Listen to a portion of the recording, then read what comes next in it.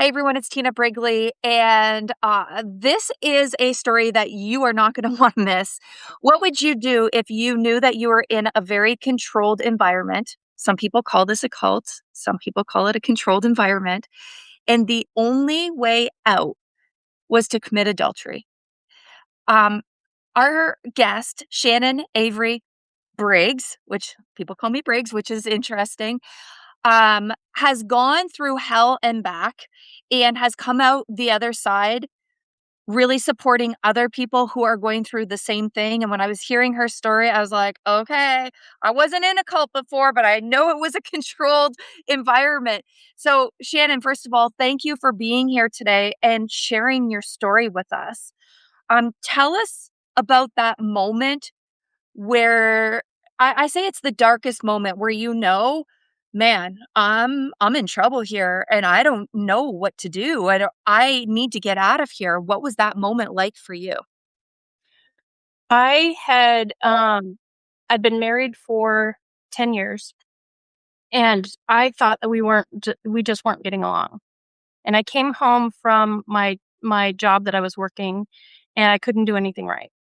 I made dinner that night. It was pork chops. I remember pork chops. He didn't like the way that they turned out. He called me a piece of shit and that I didn't know how to do anything. I went to bathe my children. He came over and took over, telling me I didn't know how to even bathe my children correctly. So I went away and started folding laundry that night. And he came in and started yelling at me. Took a lamp and smashed it against the floor and said, if you're so miserable and aren't happy, I'm gonna go out tomorrow and get a gun and kill you, me, and the children. And then he also punched a mirror. And my 18-month-old, I can't remember if Keanu was, no, he was 2 years old. 2-year-old son had just taken a bath, so he had these little bare feet, and he could have, if one step, he would have stepped on the mirror. So I grabbed my children and walked out. And I remember my older daughter was like, "Mama, I don't have any shoes. I don't have any shoes." And I said, "That's okay. Let's go." And so I went to one of the elders' homes that night looking for hope and looking for help. So because I didn't know what to do. I didn't have family nearby. My nearest family was over 150 miles away, so I didn't have anywhere to go. And I remember him standing in the kitchen and, just kinda standing with his arms folded, and it's like, "What are you gonna do?" And I'm like, What do you mean, what am I gonna do?" I didn't have at that point, I didn't have money for a hotel, I didn't have money for anything. So, fortunately, my, ex-husband now, his brother and wife allowed me and my children to come and stay overnight and stuff. So I started into that process of like, I mean, in shock, but I felt the truth in that.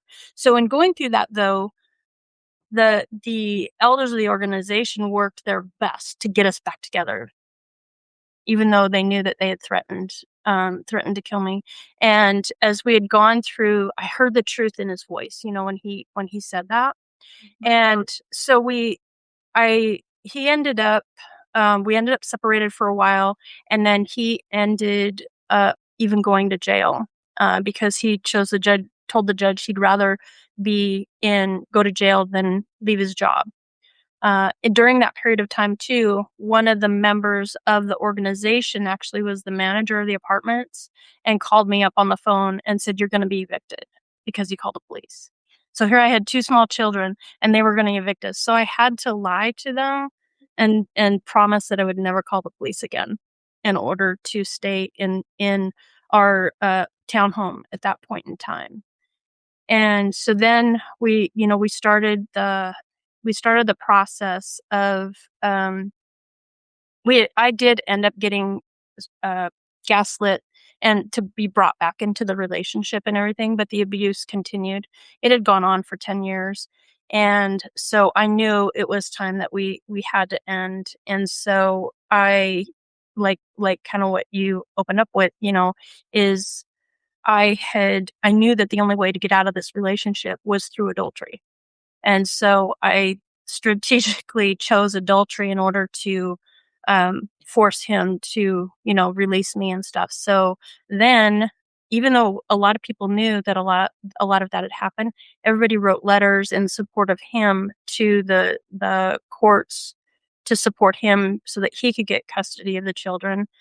Whereas, so I was on my own. I was all by myself with fighting this battle, uh, in regards to the community that I had. The community that ended up kind of coming to my rescue were some of the domestic violence, support organizations, as well as my job, my company. They got me into counseling that totally changed my life. And so I ended up, getting the help that I needed, and I remember, so when he went to jail, when my abuser went to jail that day, I came home from work and, got a phone call that said he was put in jail and had gotten 3 years, and I did what a typical codependent person would do, and this was before the adultery, and I got totally wasted. And I called up my boss at 2 o'clock in the morning and left a message on her business phone, and I said, "Please call me in the morning." And she said, "What's going on?" And I said, "I'm sorry, I can't come in. I'm still drunk." And I'd only been on my job for 29 days when this had happened. 29 days. And she was like, "Okay, I'll see you tomorrow." So I'd come in the next day, head hung low, tail between my legs, and she goes, You have nothing to be ashamed of, but this won't happen again." And that ended up being such a powerful moment in my life. And she goes, "You're gonna go back out to your desk and call the employee assistance program." And so that's what I did, and that's how I ended up being, pulled, or that's how I was introduced to my counselor that totally changed my life, that I totally still, even though it's been over 26 years ago now, that his wisdom I still pull from to this day. But I lost him in 2000. So, like I said, with the I ended up committing adultery. He was angry with me. That was one of the things when he found out that I had done that, because he's like, "That's not an adult thing to do. We don't behave that way. In real life, we don't behave that way." And so, he was upset with me for doing that, but it took me down the path of going through the courts, and where I got to learn that court is just a chess game. It's not fair, it's not just or anything. And so he got me through that, and he changed my life, and I had hope again, and really started being able to build my own self-esteem back up, and I wanted to be able to help other people. And then he passed away in 2000. And I had been when I ended up being disfellowshipped from the organization when when I committed the adultery. Wasn't interested in coming back until Pete passed, until he died. And that's what pulled me back into that organization. So let's back up a little bit because Okay. I wanna know, like, how did you become a part of this organization to begin with? Like, what was your life like before this organization, and how did you get there? Yeah, I was raised around it. My great-grandmother had been, a member of the organization, and my grandmother had been, and so my mother had raised us around it from about the time that I was 5. And then when I was 16, I had some challenges, and so my parents sent me to live with my sister, which is a whole 'nother story. So I went to live with her, and she was also a member of this organization, and so that's where I was really, really introduced to, the 3 meetings a week, the studies, the going out in service, not associating with people outside of the organization, and all of the strict rules of it. And then when I graduated from high school, I wasn't really that interested in it, but then they pulled me back. Members would show up at my job and stuff. So, and then I ended up in a relationship in my early 20s that was an abusive relationship. And when I broke up with that, I was prime I was prime territory for that type of, involvement, that love bombing and, come and stuff. So I started studying at that time when I was so low and so broken. And so, then I moved from Montana out to Washington State, and just it got picked up, and I ended up in it right away, studying, going to the meetings, and that's where I ended up meeting my first spouse. And he and I actually got baptized on the same day, on April 1st. It was a joke. But it was real, but it was a joke too. And so that's what, being raised around it, and then having that love bombing when I was at a low point in my life, in my early 20s, was perfect to get pulled into it. So we're talking your whole life is programming. Your whole Mhm. life is preparing you to be inside of this controlled environment where you don't even realize anything other than what's happening in this controlled environment. Yeah. How I know you said you were in and then you got out and then you got pulled back in. The second time, I mean, I'm assuming that you're not in the controlled environment anymore. You got out completely. Yep. Um, so how did you take years of programming and mind control basically and rewire your brain to see a new perspective? Because that's what intrigues me the most. How does one do that? How do you overcome so much negativity and so much program and such deep seated, I mean, we're talking generations of Yeah. beliefs. How did you do that? How did you rise above that? Okay, this is gonna sound weird. This is gonna No, sound probably not. cancer. Wow. I ended up receiving a diagnosis of cancer and in 2016, and found an amazing partner in my doctor. And one of the first things that he said when I chose to work with him, one of the first things that he said to me is, he goes, "This is gonna be so cool." And I'm like, "What?" How can how can you say that? But the journey that he took me through with, starting to look at myself and learning how to love myself and be curious about what's important to me and what's true to me, that was the journey that started that. And Wow. it was going through that and being really curious, and even with being able to find your own path, that was one of the lessons that I learned through that journey, because there were people that we met that, if I use cancer as an example, there were people that I met that had done chemotherapy, and then there were other people that did all holistic, and then there are other people that end up choosing an integrated piece. And one of the things that was really important, and talk about medical field being a high control environment, because the worst part of the whole cancer journey for me was the pressure from the medical field, doing what Wow. they wanted me to do instead of really me taking the time. So I fired a lot of doctors and learned about what was important to me. So so being able to identify what's the right path for you to be able to move forward. So when I got through the cancer journey, um, in the meantime, my husband had gone through a lot of he's got his own, like, crazy stories too, with resilience and stuff. And a lot of people said, "What do you how in the world are you so resilient with all of these things that you guys have been through? How do you stay resilient?" And I was like, "You know what? I don't know." And so that took me on the path of how are we doing it? How are we figuring this out? And so I that's when I got involved with Brendon Burchard, and I was able to get both my husband and I are certified under him. And that being able to use the coaching that he does, that helps you to be really curious about yourself, to where you can move forward, to figure out those things that are important to you, and and to recognize what those, when emotions hit and everything, what to do with them, Mm, so that you can live that self-led life. wow. So That's I mean, I always say I'm very faith-based, so I always say God always puts people, situations, and circumstances on your path to help you elevate yeah. your soul, and it's like being in the cult, um, having the cancer diagnosis. I mean, we haven't talked about this, but you even your stepson was murdered. I mean, we can go down a whole other story, but I mean, we're talking, this isn't ordinary life situations happening. These are extraordinary situations happening.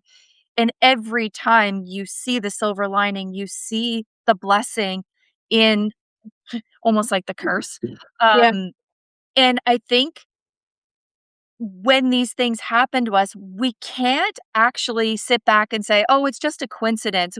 We got to believe this is happening to us for a reason that's much bigger than the darkness. And Yeah. so when I'm listening to your story, I'm like, man, your purpose is big because we aren't given that much stuff to overcome in one lifetime So one unless. of the yeah. So one of the things that you said about, like, having that it and it's almost like getting that big picture. So that's what happened when we woke up from the cult. Because we weren't going, after Tomas was murdered, we were really, like, stepping away from the organization, but it wasn't because we didn't believe at that time, it was because of the anger that we had with the situation. But then we started hearing about all these people that were stepping away, and so then we got curious, "Why are you stepping away? Why are you stepping away?" And so we learned about what was actually going on. It felt like, The Wizard of Oz and the green curtain got pulled back, Right. and we learned about some of the things of what was happening with the child sexual abuse, the where the money was going, the different court cases and stuff like that, and we're like, we can't support that. That being said, so then we woke up and realized about, and one of the things, when I was disfellowshipped, I wrote headquarters to this organization and said, please help these men because they don't understand domestic violence. They don't understand it. They need to understand the cycle and stuff. And the letter I got back from them was, "You're just being vindictive for being disfellowshipped." And so I was like, "Okay, that's the way." But when we ended up waking up, then we recognized, and we heard even more and more when we woke up, about a lot of people that are suicide is very high. Alcoholism and drug abuse is very high within the organization, as well as domestic violence. Domestic violence is very, very prevalent within it. And that part of my husband's story is his addiction, and part of that is tied to the organization as well. And even losing his son, that gave us like a perspective of losing somebody so close to you. And my counselor, the one that I talked about losing, he actually, he lost his life to suicide. And Oh, so we had all of these experiences. So when we woke up from the organization, it was like a domino effect. Now we get it. Now we get why we've ended up having all of these experiences, so that we can come under what we want to do as a movement to be able to help these people that are coming out, and knowing that we've got the experiences that we have so that we can relate to them, and getting the training for the certification and stuff, so that we have some tools to offer them as ideas for ways that they can get through their grief and their anger and those types of things.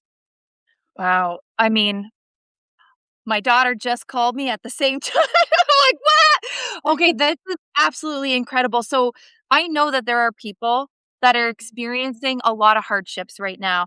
They are stuck in darkness, and I know that they can't actually watch this video without saying, "Oh my gosh, if she can rise above all of that, I can too." And I know you're doing so much good in the world helping people. Where can people find you? If they want to learn more about you, if they want to learn more about your story and what you're doing and the services that you have to offer, what's the best way for them to find you? So I'll give you two. So the first one is the website called the exitgeneration.org. And so that tells you about the movement and stuff that we are working on towards, especially for people that are leaving these high control environments. And then the other thing is, John and I do a live show on YouTube each week on the channel that's called Deservingly You. And Mhm. what we do there is we bring an idea forward and we teach on it or coach on it for about the first 30 minutes, and then we give one member the opportunity to come on and either share an aha or ask a question. We do that one at a time so that it doesn't end up turning into trauma bonding, and also that we can have give the attention to them. And then what we do after that show is on Monday nights, I do a breakout that comes from that topic. And so we Beautiful. ask questions. So that's so deservingly you and the exit generation. You can always look for me on Facebook too, Shannon Avery Briggs. That's amazing. Thank you so much for being here. Thank you for Thank you. sharing your story so vulnerably. And more importantly, thank you for sharing your light with the world. And I know sometimes we need a lot of darkness to reveal that light. So thank you, thank you, thank you. You know how to find her. Go look her up. Yeah, till next time, you guys, thank you for being here. Thank you for watching. If you think somebody can get value from this, make sure you share it. And I'll see you back next time. Thanks, All right. Shannon. Thank you. Thank you. Bye bye. Bye.